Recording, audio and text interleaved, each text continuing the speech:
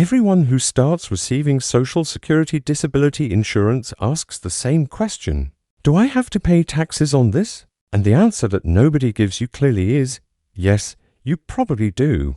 But most people are setting it up completely wrong and losing thousands of dollars every year. Over 50% of people receiving SSDI have no tax withholdings set up on their benefits. 0. They receive the full amount every month, thinking that disability is not taxable, and then get a huge shock in April when they discover they owe $3,000, $4,000, even $6,000 to the IRS, and the other large portion has withholding set up, but at the wrong percentage, either to high living paycheck to paycheck all year to receive a huge refund in April, or to low still owing money at the end. In this video, I'm going to explain exactly when and how much of your SSDI is taxable, the 7 main reasons why people set up the wrong withholding, how to calculate the right percentage for you, and how to adjust it now to stop losing money. Because here's the truth, if you set it up right once, you can save $1,000 to $3,000 a year that would otherwise be wasted on overpaid taxes, or penalties and interest for underpaying.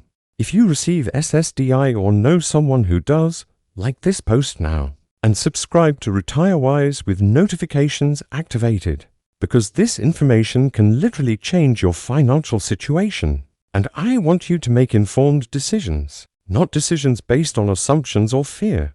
Let's get straight to the point because tax season 2025 is approaching and you need to get this right. First, the straightforward answer you came looking for, yes, Social Security disability insurance is potentially taxable at the federal level. I say potentially because it's not automatic. It depends on your total income. But here's what scares people. Up to 85% of your benefit can be considered taxable income. 85%. Before you panic, understand what this really means. This does not mean you pay 85% of your benefit in taxes. It means that up to 85% of the amount can be added to your taxable income, and then you pay taxes on that total income based on your tax bracket, which can be 10, 12, or 22% depending on the situation. It's a huge difference. And here's the good news. If your total income is low, you may not owe anything. There are protection thresholds. If you are single and your combined income is less than $25,000 a year, 0 of your SSDI is taxable. 0. If you are married and your combined income is less than $32,000, 0 is taxable. But if you're above those thresholds, then yes, part of your benefit becomes taxable.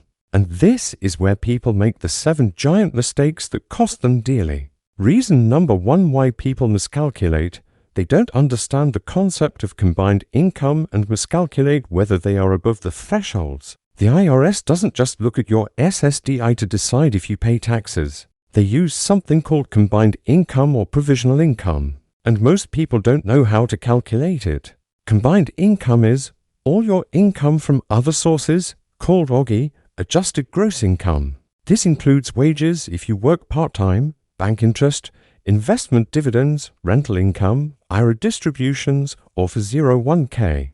Then you add half of your Social Security benefit, and you add interest from municipal bonds, even if they are normally tax-free. This total is your combined income. So, imagine this: you receive $2,000 a month in SSDI, $24,000 a year. You think, I only have $24,000 in income, I'm below $25,000, I won't pay taxes. But you forgot that you withdraw $500 a month from your IRA to supplement it. $6,000 a year. And you have $1,000 in interest from old investments. Your OGI is $7,000. Half of your SSDI is $12,000. Combined income is $19,000. You are still below $25,000, so you don't pay taxes in this case. But if you had another $1,000 from any source, you would jump the threshold and part of it would be taxable. And most people don't do this calculation. They only look at the SSDI and assume they are safe. Or worse, they assume that all combined income above $25,000 is taxable. It isn't.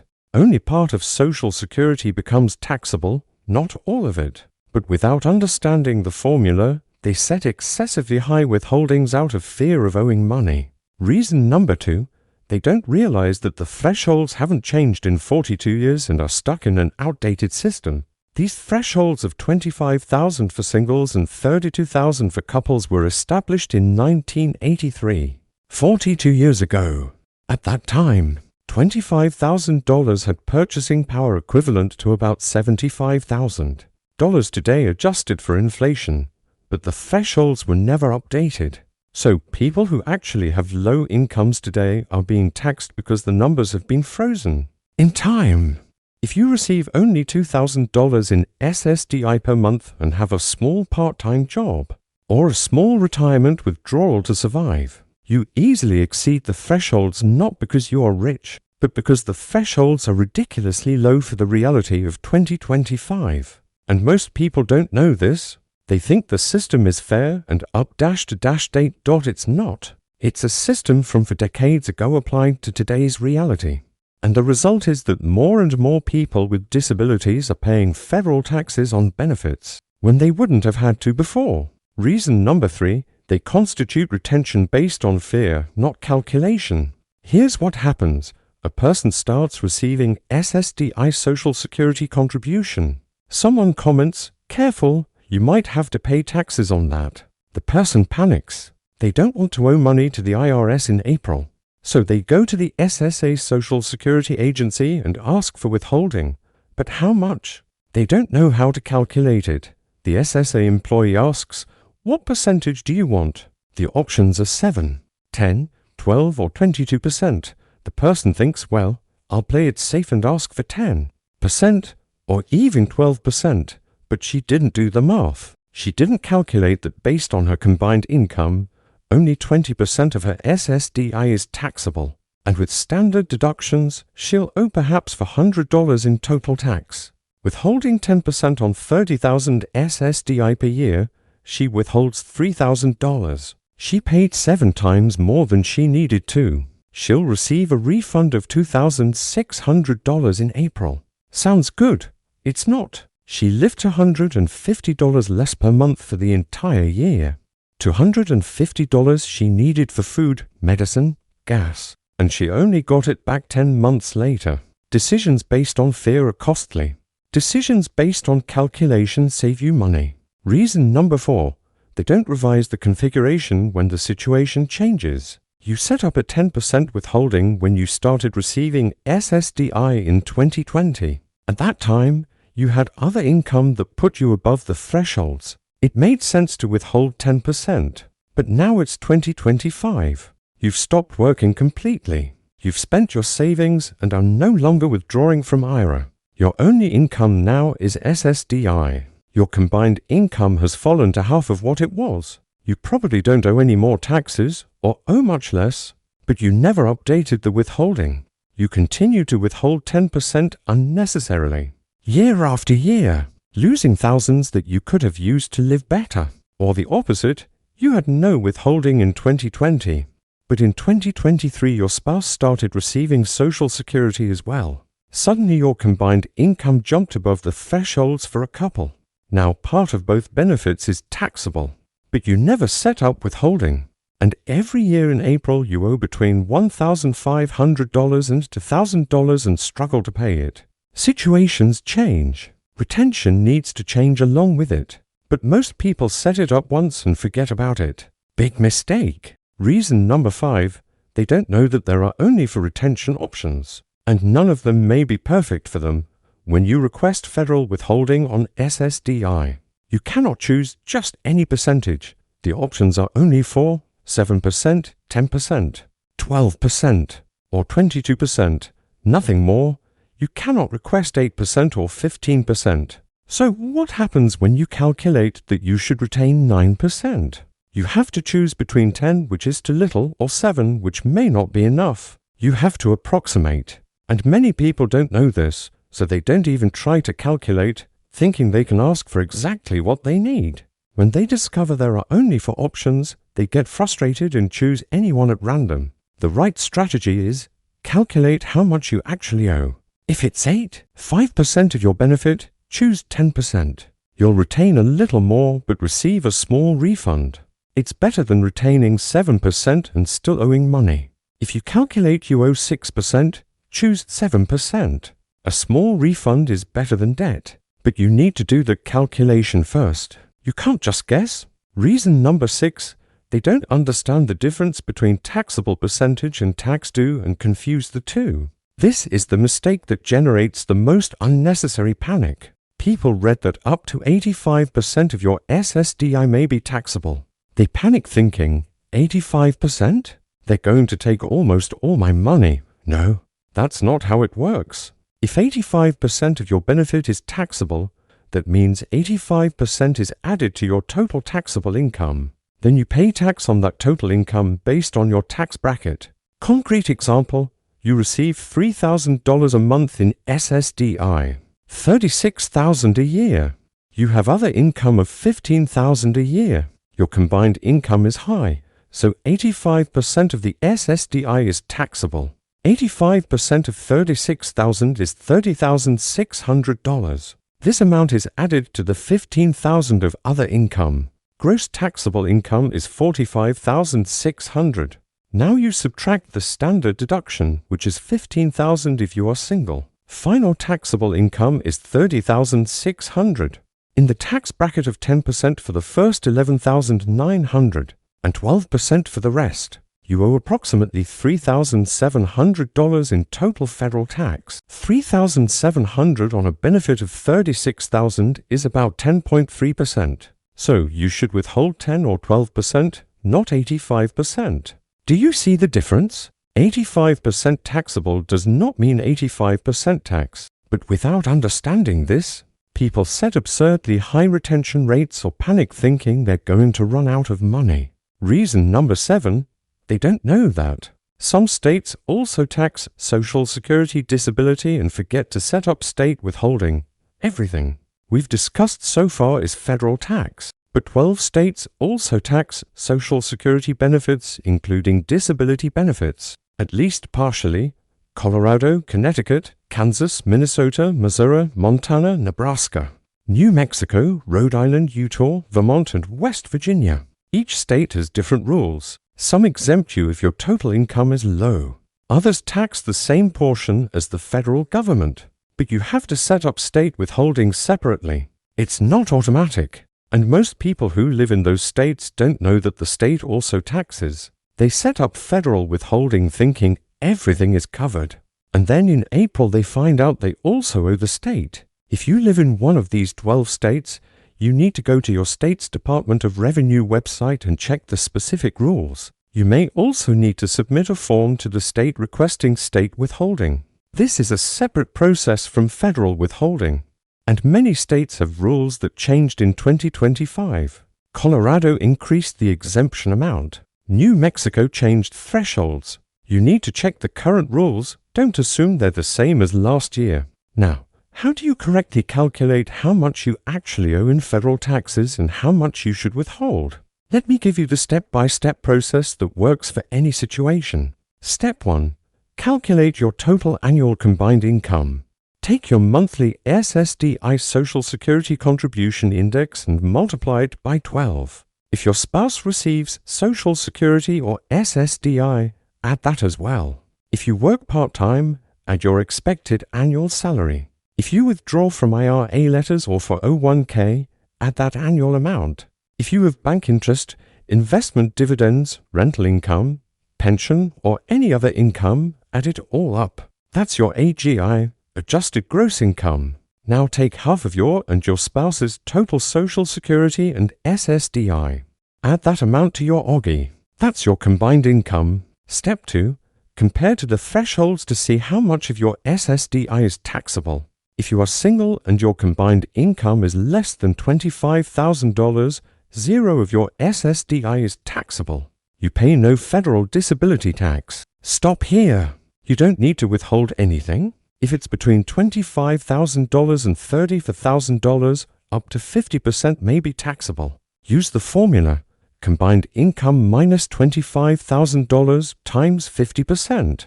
But it cannot exceed 50% of the total benefit.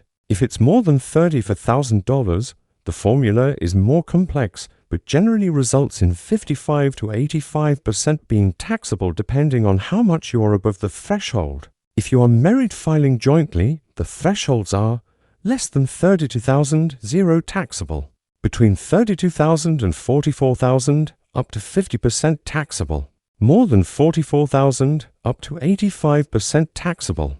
Step 3.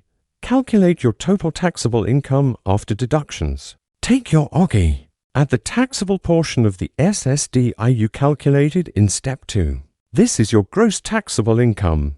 Now subtract the standard deduction. In 2025, the standard deduction is $15,000 for single individuals and $3,000 for couples filing jointly. If you are 65 or older, add an extra $1,000 deduction if single, or $1,950 per person if married. The result is your final taxable income. Step 4.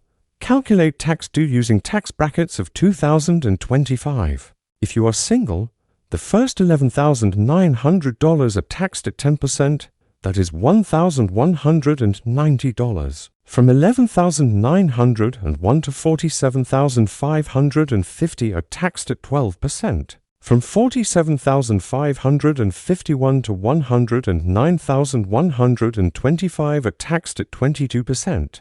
And so on. If you are married, the first $23,800 are taxed at 10%, that is $2,380. From $23,801 to $95,300 are taxed at 12%. Add the tax from each bracket that applies to you. Step 5. Divide your total tax due by your annual SSDI to see what percentage you should withhold. If you owe $1,000 in tax and your annual SSDI is $24,000, that's 3%. But you can't withhold 8.3%. The options are 7, 10, 12, or 22. So choose 10%. You will withhold $1,000 for $100 during the year. You will receive a refund of $400 in April. This is better than withholding 7%, which would be $1,680 and still owing $320. Let me give you 3 complete examples with real numbers so you can see how this works in practice. Example 1. Roberto is single, 58 years old, receives $1,900 in SSDI per month, $22,800 per year. He has no other income. His combined income, OGI 0. Half of the SSDI is $11,400. Combined income is $11,400. That's less than $25,000. Result, 0 of his SSDI is taxable. He owes no federal tax. Roberto should not have any withholding set up. If he had 10% withheld, he would be losing $2,180 during the year, almost $200 per month, which he would receive back in April. But in the meantime, he would be living much more tightly. Example 2. Maria is married, 63 years old, and receives $2,200 SSDI per month, $26,400 per year. Her husband does not work but has a small pension of $1,000 per month, $12,000 per year. They have no other income. Combined income, OGI is $12,000 from the pension. Half of the SSDI is $13,200. Combined income is $25,200. The threshold for a couple is $32,000. They are below it. Result, 0 of her SSDI is taxable. They owe no federal tax. Maria should not have withholding. But let's say that out of fear she set it at 7%. She's withholding $1,848 per year, $154 per month, completely unnecessary. They will receive this money back but lost the use of it during the year. Example 3. Carlos is single, 60 years old, receives $2,700 SSDI per month, $32,400 per year. He works part-time remotely within the limits of the SGA, earning $1,200 per month, $14,400 per year. He has a small IRA from which he withdraws for $100 per month, for $1,800 per year. Combined income, OGI is $14,400 in salary plus $1,800 in IRA equals $19,200. Half of the SSDI is $16,200. Combined income is $35,000 for $100. This is above $30,000 for $1,000, so up to 85% can be taxable. Using the IRS formula, approximately $22,000 of his SSDI is taxable. Adding the Augie of $19,000 to $100, gross taxable income is $41,000 to $100. With the standard deduction of $15,000, final taxable income is $26,000 to $100. No tax bracket. First $11,900 at 10% equals $1,190. Remaining $14,300 at 12% equals $1,716. Total tax due, $2,906. This is about 9% of his SSDI. So, Carlos should withhold 10%, which would be $3,240. He will receive a small refund of $334. But this is better than withholding 7% and owing. Do you see how the calculations work? Every situation is different. There's no universal answer like withhold 10% or withhold nothing. You have to do the math for your specific situation. Now, how do you actually set up or change retention? There are 3 ways and all are relatively easy. Method 1. Form W for V. Go to irs.gov and search for Form W for V. Download the 2-page PDF. It's called Voluntary Withholding Request. Fill in your full name, social security number, and current address. In the section asking what type of payment you receive, check the box Social Security Benefits. In the section asking for withholding percentage, choose one of the 4 options, 7, 10, 12, or 22%. Check only one. Sign and date the last line. You can submit it in 2 ways. Mail it to the address listed on the form, which goes to the Social Security Administration, or take it in person to your local SSA office. Processing takes 3 to 6 weeks. Your withholding begins the month after processing is complete. You will receive a confirmation letter by mail. Method 2. Phone.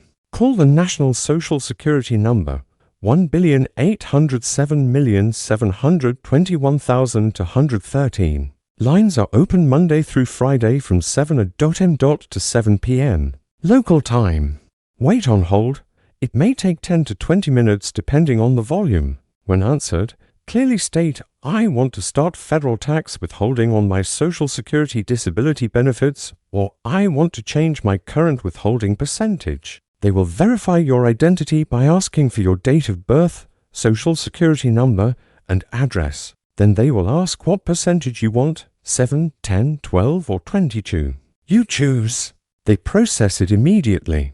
You receive confirmation by mail within 2 weeks, and withholding begins the following month. Method 3. In person.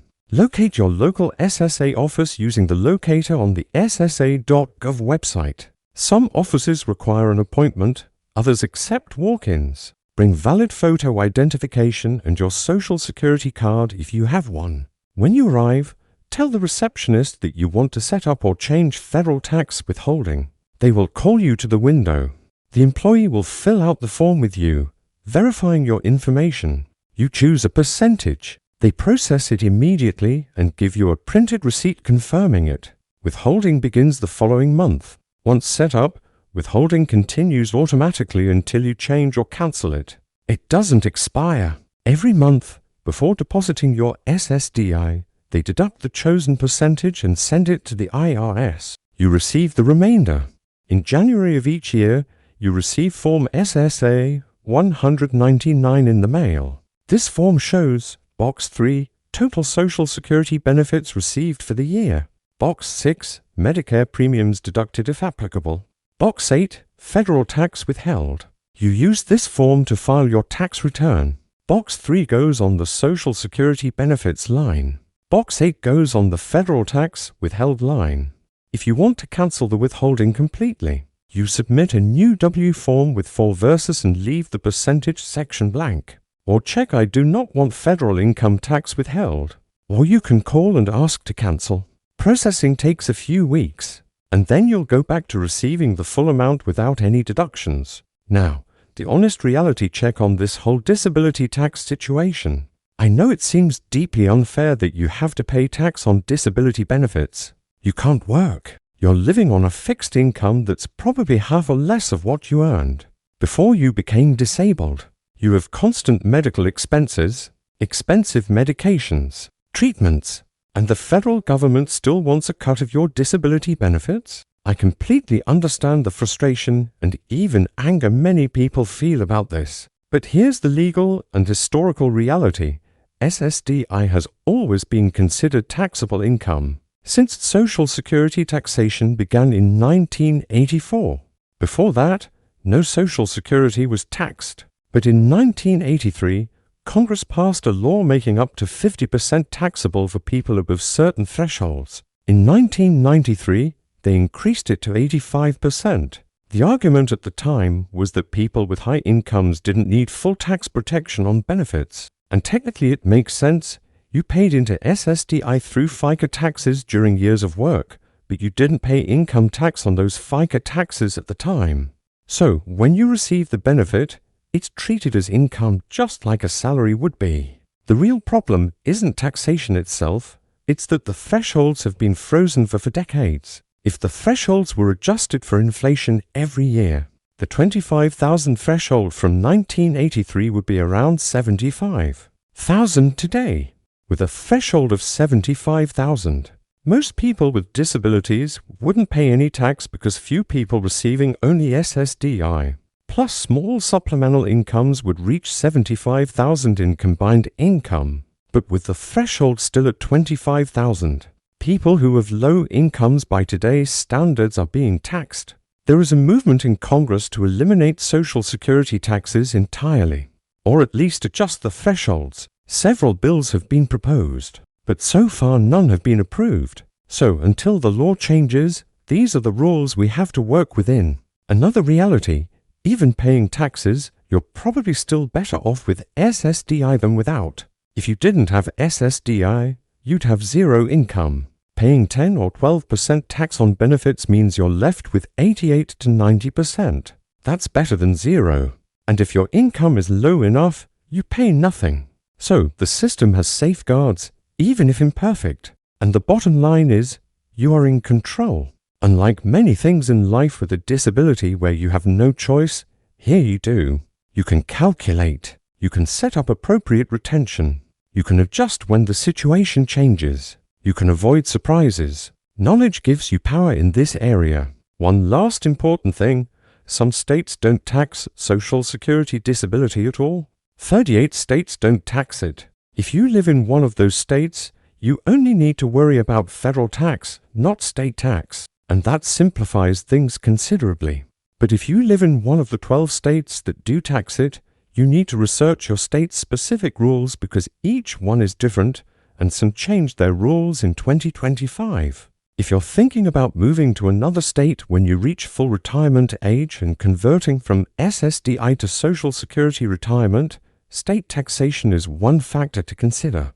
Moving from a state that taxes it to a state that doesn't can easily save you $1,000 to $2,000 a year. Over 20 years of retirement, that's $20,000 to $40,000 saved. It's not the only factor in deciding where to live, but it's significant. If this video helped you finally understand how taxes on SSDI Social Security disability insurance really work and how to set up withholding correctly to stop overpaying or owing in April, give it a like now. This is information that the Social Security Administration doesn't explain. When you start receiving benefits, they send you the checks but don't teach you the tax implications. Share this with anyone you know who receives disability benefits. Most are doing it wrong and don't even know it. This video could save them thousands of dollars. Subscribe here to retire wise and turn on notifications. I post about all aspects of Social Security disability, retirement benefits, Medicare, taxes, and financial strategies. Everything you need to know to manage your financial life with a disability or in retirement. And comment below, do you have withholding configured on your SSDI? What percentage? After watching this video, will you change it? Have you ever been caught off guard by debt in April? Tell me about your experience and I'll respond with specific guidance. In the description of this video, I've included all the links you need. A direct link to the W4V form to download and print. a link to an online Social Security tax calculator where you can enter your numbers and calculate, a link to the IRS website with complete tax brackets for 2025, a link to the SSA phone number to call and set up withholding, a link to the SSA office locator to find the nearest office, and links to my other videos about SSDI, including how to work while receiving disability benefits without losing benefits, how to transition from SSDI to retirement, and how to maximize your benefits. Thank you for watching until the end here at RetireWise. You invested almost 20 minutes learning something that will potentially save you thousands of dollars a year, every year. That's an incredible return for your time. Now you know more about disability taxes than 90% of people receiving SSDI. Use that knowledge. Do the calculations today. Set up or adjust your withholding this week, and never be caught off guard during tax season again. See you in the next video. Until then, make decisions based on real numbers and correct calculations, not on assumptions or fear. Good luck, and I'm rooting for your financial success.